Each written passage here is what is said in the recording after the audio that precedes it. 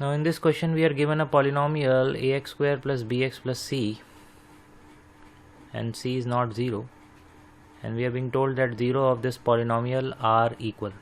Then which of the four choices is correct? तो सबसे पहले तो आप मुझे एक बात बताइए, अगर आपके पॉलिनोमियल के 0 अल्फ़ा और बीटा इक्वल हैं और आपको यहाँ पहली और तीसरी चॉइस में सी और ए में रिलेशनशिप इस्टेब्लिश करनी है कि क्या सी और ए का साइन ऑपोजिट होगा या सेम होगा, तो सी और ए आपको सम ऑफ ज़ीरोज़ में मिलते हैं या प्रोडक्ट ऑफ ज़ीरोज़ में मिलते हैं? नेचुरली प्रोडक्ट ऑफ ज़ीरो में मिलते हैं. Alpha into beta is c by a. So since alpha and beta are equal, so I can write this as alpha square equal to c by a. I've just replaced the value of beta with alpha. Now this side is always positive. This is always greater than 0, क्योंकि alpha square हो रहा है. alpha एक real number है तो उसका square करेंगे तो पॉजिटिव आएगा, which means that this also has to be greater than 0. अब c बाई ए अगर 0 से बड़ा होगा तो यहाँ पे दो केसेस अराइज होंगे कि दोनों c और a पॉजिटिव हों, तब ये रेशियो पॉजिटिव आएगी, या दोनों c और a नेगेटिव हों तब ये रेशियो पॉजिटिव आएगी. So which clearly implies that c and a must have the same sign. So that means the correct choice is c. But हम ये c और b की रिलेशन वाले चॉइस को ऐसे इग्नोर तो कर नहीं सकते. Why are we not choosing them just because we have got our answer? तो ये ऑप्शंस में C और B वाला क्या रिलेशन दिया हुआ है? देखिए C और B को डायरेक्ट लिंक बनाने के लिए तो हम सम ऑफ ज़ीरोज़ या प्रोडक्ट ऑफ ज़ीरोज़ में की हेल्प नहीं ले सकते. तो इसको मैं एग्जांपल से एक बार ज़रा जस्टिफाई करता हूँ. Suppose I have a polynomial, let's say x square in the format of x minus 3 into x minus 3.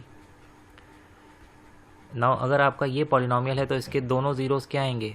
Alpha की वैल्यू भी 3 आएगी एंड बीटा की वैल्यू भी 3 आएगी, and both are positive. And let's see what happens if we open the bracket. We will get x square minus 6x plus 9. So what are we observing? हम यहाँ पे notice कर पा रहे हैं कि a का और c का साइन सेम है और b का साइन ऑपोजिट आ रहा है. इसका मतलब b and c can have opposite sign also.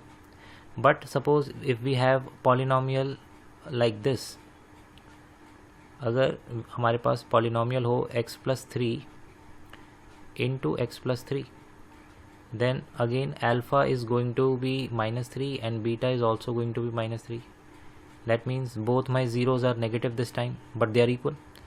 तो if I open bracket in this case तो I will get x square plus 6x plus 9. अब यहाँ पर आप नोटिस करिए कि तीनों का साइन सेम है, a, b और c. a बेसिकली 1 है. आई होप एक्स स्क्वायर का कोफिशिएंट सबको मालूम है कि कुछ नहीं लिखा हुआ तो 1 लेंगे. So a, b and c are all having same sign. तो वी कैन नॉट से कि डेफिनेटली c और b का साइन ऑपोजिट होगा या डेफिनेटली c और b का साइन सेम होगा. इट डिपेंड्स कि आपके ज़ीरोज़ अगर पॉजिटिव आ रहे हैं तो c and b are having opposite sign. यहाँ पे b लेस देन 0 है और c मोर देन 0 है. और अगर आपके ज़ीरो नेगेटिव आ रहे हैं तो c and b are having same sign. तो you are observing that b is positive here and c is also positive. So we can not truly comment upon the nature of b and c, but yes with complete surety we can say that C and A definitely must have same sign, and that is why option C is correct.